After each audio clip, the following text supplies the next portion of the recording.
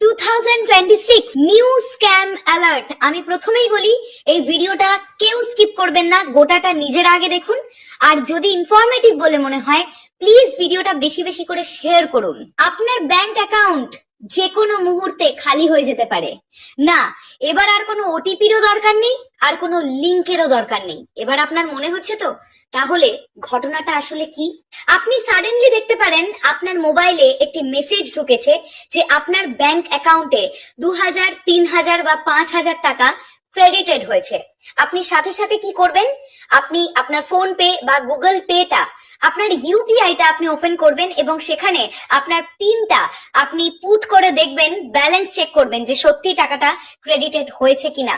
ওইখানেই আপনি সব থেকে বড় ভুলটা করবেন, কারণ যারা হ্যাকাররা আছে তারা অলরেডি একটা অ্যামাউন্টের টাকা ডিডাকশন করবে বলে একটি রিকোয়েস্ট আপনার ইউপিআই এর উপরে পাঠিয়ে রাখছে। আপনি যে মুহূর্তে আপনার ইউপিআইটা ওপেন করবেন এবং আপনার পিন কোডটা সেখানে পুট করবেন, সাথে সাথে আপনার ব্যাংক অ্যাকাউন্ট থেকে ওই অত অ্যামাউন্টটা ডিডাকশন হয়ে যাবে। এবার আপনাদের মনে হতে পারে তাহলে আপনারা কি করবেন?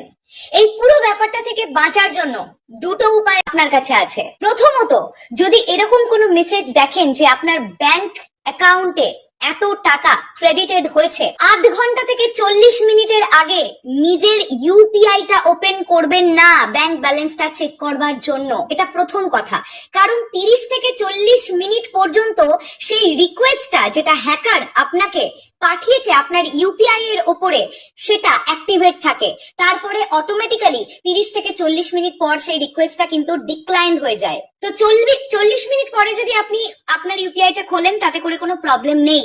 আর দ্বিতীয়, যদি আপনি আপনার ইউপিআইটা খুলেও ফেলেন, সেখানে যে পিনটা আপনি পুট করবেন সেটা একটা ভুলভাল ডিজিট পুট করুন।